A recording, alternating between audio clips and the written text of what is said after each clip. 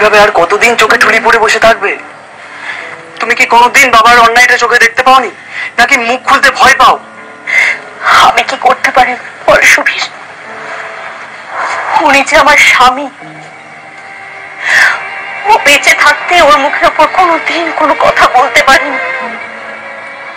আজ মরে যাওয়ার পর আমি কি করতে পারি?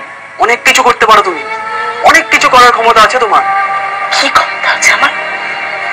আমি কি তোর মতো অভিষেক করা বন্ধ করে দেব, নাকি খাদ্য শান্তি বন্ধ করে বিধবার পোশাক ছেড়ে গা ভর্তি গয়না পরে ঘুরে বেড়াবো? আমি তোমাকে সেসব কিছু করতে বলছি না মা, কিন্তু বাবা যে পাপ করে গেছিল তার প্রায়শ্চিত্তটা তো করতে পারো অন্তত তুমি। ঠাম্মা এখন যেখানে আছে সেখান থেকে তুমি ঠাম্মাকে সসম্মানের বাড়িতে ফিরিয়ে নিয়ে এসো মা। বলো এই কাজটা তুমি করতে পারো না? আমি জানি তুমি সেই কাজটা করবে না মা, কারণ তোমার ভয় হয় ঠাম্মি এই বাড়িতে ফিরে এসে যদি সব অধিকার ফলাতে শুরু করে। অথচ তোমার মুখেই শোনা ঠাম্মা যাত্রা থিয়েটারে অভিনয় করে তিল তিল করে গড়ে তুলেছিল এই বাড়ি, এই সম্পত্তি। আর বাবা সেই ঠাম্মাকে, সে কথাগুলো ভাবতে আমার ঘৃণা হয়। বাবার মৃত্যু সংবাদটা তুমি আমার কাছে নাসিকে পাঠাতে পারলে, অথচ ঠাম্মাকে নয়। এমন তো নয় যে তুমি জানো ঠাম্মা কোথায় আছে, তুমি তো সব জানো মা, অথচ তুমি আমার কাছে কেন বলতে চাইছো না? গায়ে জল দিয়ে সুবীর, হব্বিসিটা চাপাই। আমি তো তোমাকে বলেছি ওই হব্বিসি রান্না আমি খাবো না, অন্তত যতক্ষণ আমি জানতে পারছি ঠাম্মা কোথায় আছে।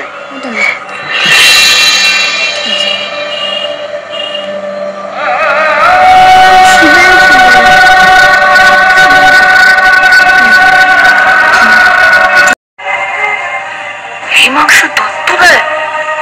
হ্যাঁ।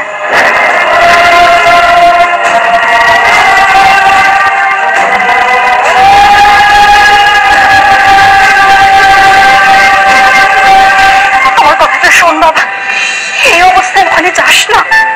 তুমি ভুল করছো মা, এমনিতেই অনেক দেরি হয়ে গেছে, এরপর যে আরো দেরি হয়ে যাবে।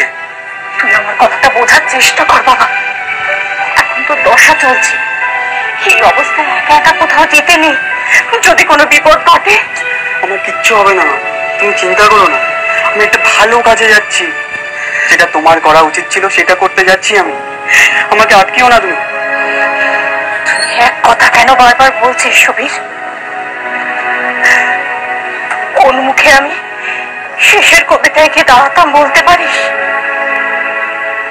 ওই আশ্রমের রোষ্টি বলে মেয়েটা তোর বাবাকে বারবার ফোন করতো, আর তোর বাবা তোর ঠাম্মাকে অস্বীকার করতো। শেষের দিকে তার ফোনই ধরতো না। তাহলে বুঝতে পারছো কত বড় অন্যায় করেছে বাবা, আর তুমি সেই মানুষটা আত্মার শান্তি কামনা করছো। ওনাকে যে এই পাপের শাস্তি পেতেই হবে মা, আর আমাকে তো প্রায়শ্চিত্ত করতে হবে এই পাপের। তুমি আমাকে আর আটকিও না, আমাকে যেতে দাও। বাবা, তোর বাবার কাজটা হয়ে যাক, তারপর না তুই যাই। এখন যে কোথাও রাত কাটাতে নেই বাবা। আমি দিন থাকতে ফিরে আসবো মা, তুমি চিন্তা করো না, কিন্তু আমাকে যে যেতেই হবে, ঠাম্মার সামনে গিয়ে আমাকে দাঁড়াতেই হবে। এতদিন বাদে তোর ঠাম্মার সামনে দাঁড়িয়ে তুই কি বলবি বাবা? শুধু তোর বাবার মৃত্যু সংবাদটা দিবি? তাতে কি কোনো লাভ হবে? তিনি হয়তো এতদিনে তার ছেলের কথা মন থেকে মুছেই ফেলেছেন। মা ভাই তুমি এ কথা কি করে ভাবছো মা? না মা, তুমি ভুল করছো। ঠাম্মা কোনোদিন বাবাকে ভুলতে পারবে না। বাবা যেটা খুব সহজে করে ফেলেছিল সেটা ঠাম্মার পক্ষে কখনোই সম্ভব না।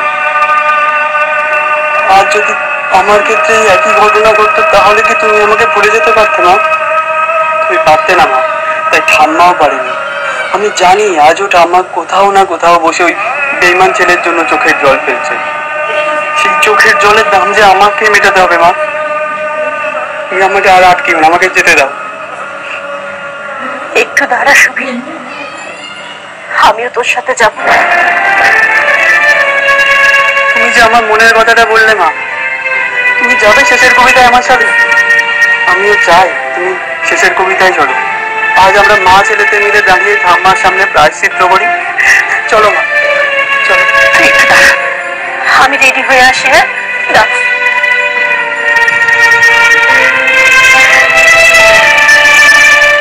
তোমার দরকার নেই।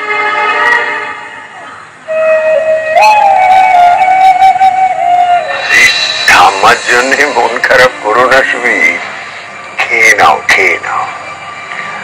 আমরা তো ওকে চিনি, দেখবে একটু পরে এসে তোমায় বুকে টেনে নেবে। আসলে অনেক দিনের চাপা অভিমান তো, তার মধ্যে আবার এরকম একটা শখ পেয়েছে, তাই এরকম করে ফেলেছে। না হলে নাতির থেকে তার ঠাম্মা কখনো নিজেকে এভাবে দূরে সরিয়ে রাখতে পারে? আমি ঠাম্মার সাথে একটু আলাদাভাবে কথা বলতে চাই। বলবে বাবা, বলবি বলবি, নিশ্চয়ই বলবি, কিন্তু তার আগে তো তোমাকে এইগুলো শেষ করে ফেলতে হবে। এ হচ্ছে আমাদের রোশনি মায়ের হুকুম। দেখো, হাকিমের হুকুম নড়চড় হতে পারে, কিন্তু রোশনি মায়ের হুকুম বাবা। আমি যবে থেকে এখানে এসেছি তবে থেকে গান্ধীজিকে দেখছি গানে গপ্পে একেবারে সবাইকে মাতিয়ে রাখে। ওনাকে দেখে বাঁচার উৎসাহ পাই আমরা। উনি চলে গেলে আমরা অনেক কিছু হারাবো। কিন্তু কি করবেন মিস্টার লাল, ওনার শেষ বয়সে নাতির কাছে এই সুখটুকু পাওয়া কপালে লেখা ছিল। আমরা তো আর স্বার্থপরের মতো সেটা আটকাতে পারি না। ঠিক বলেছেন পণ্ডিত মশাই। আর এইসব ছেলেকে দেখেই তো এখন আর মনে আশা জাগে। পৃথিবীটা তো এখনো পুরো খারাপ হয়ে যায়নি। নাতি ঠাকুমার সম্পর্ক তো নয়, ঠাকুমার সম্পর্ক তো নয়। এই সম্পর্কগুলোর মধ্যে দিয়ে আমরা আজও আমাদের এই অস্তিত্বটাকে টিকিয়ে রাখতে পেরেছি। এর প্রমাণ দিয়েছে আমাদের যশোদা দেবীর দুই নাতি। আর আজকে ঠিক সেই প্রমাণটা সুবীরও রাখল।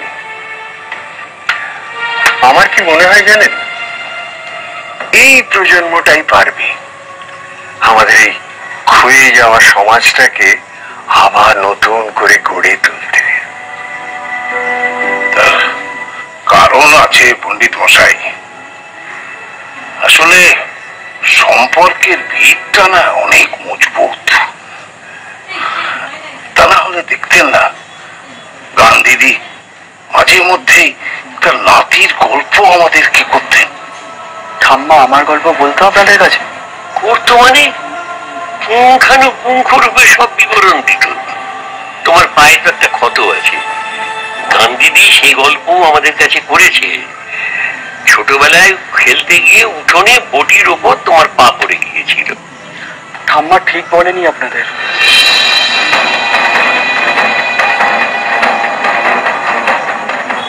ঠিক বলেনি মানে? বাবা ঠাম্মাকে ওই বটিটা ছুঁড়ে মারতে চেয়েছিল।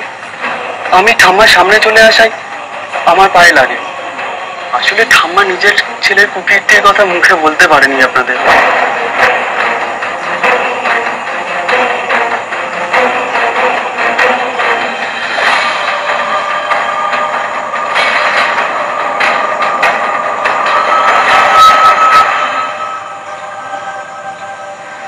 তুমি যেভাবে নিজের বাবার পাপে প্রায়শ্চিত্ত করতে এসেছো, তার জন্য কোনো প্রশংসাই যথেষ্ট নয় সুবীর।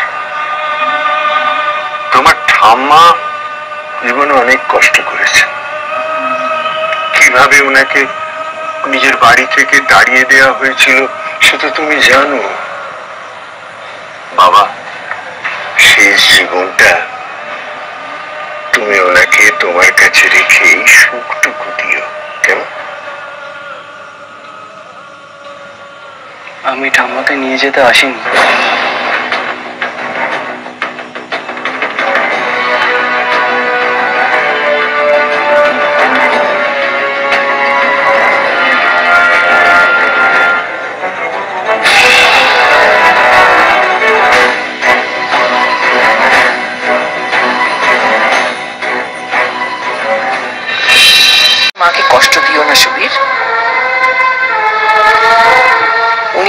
নিজের শেষ রক্তবিন্দু দিয়ে তোমাকে মানুষ করেছেন, তাই তোমার মুখে এসব কথা শুনলে না আমাদেরও মনে লাগে।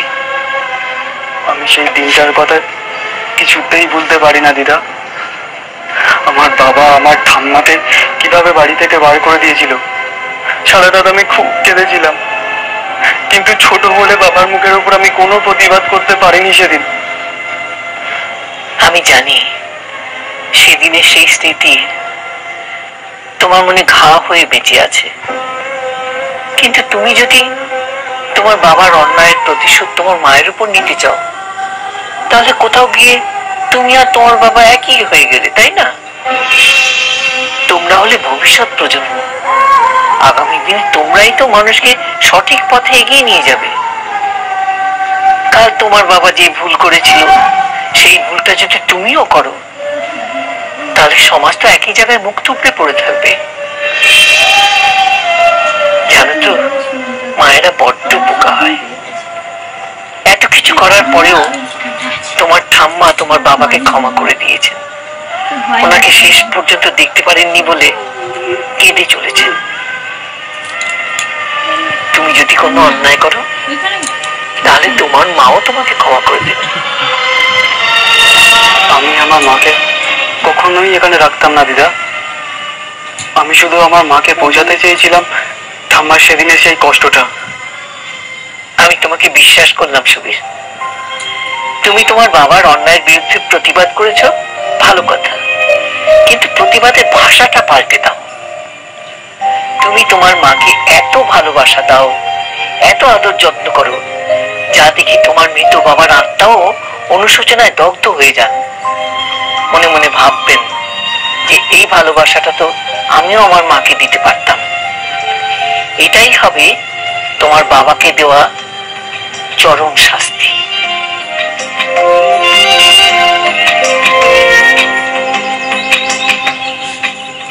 আমার কথাগুলো মনে থাকবে তো? থাকবে, মনে থাকবে দিদা। আর কি,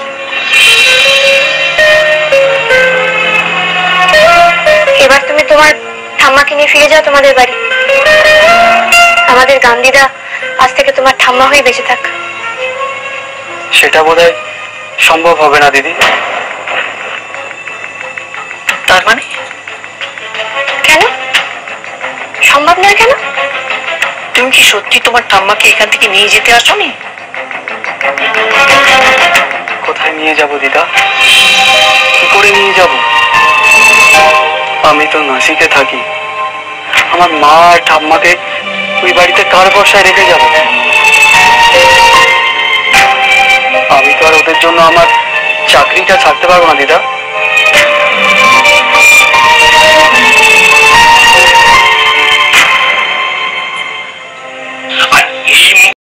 গিয়ে জেনে নি ওদের এখানে আসার আসল উদ্দেশ্যটা কি।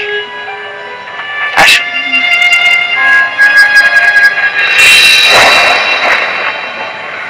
তুই নিজের মুখে এই কথা বলতে পারলি বাবা?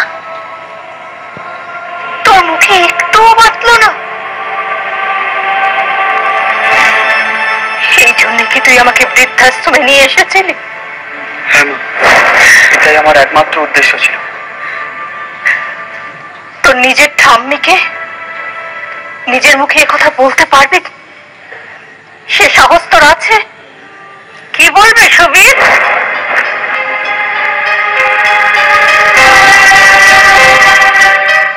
মা, আমাকে ক্ষমা করে দিন মা।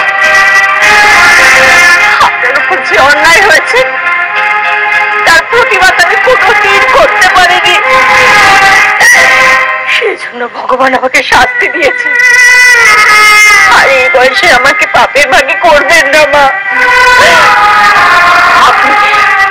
আপনি বাড়ি ফিরে চলুন মা, আমাকে পাপের প্রায়শ্চিত্ত করতে দিন মা।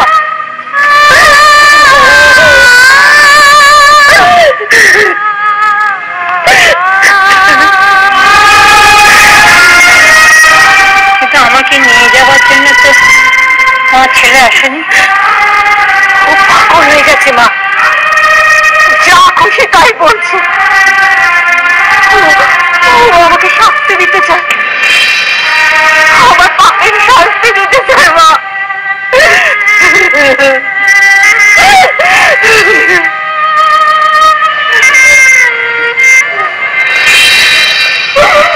কি বলেছিস?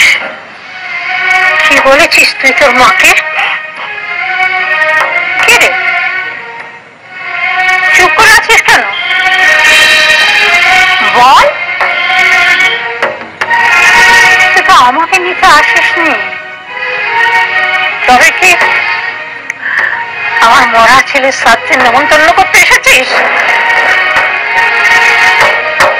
না ঠাম্মা, আমি এখানকার সব ব্যবস্থা দেখতে এসেছি, মাকে এখানে রেখে যাব বলে।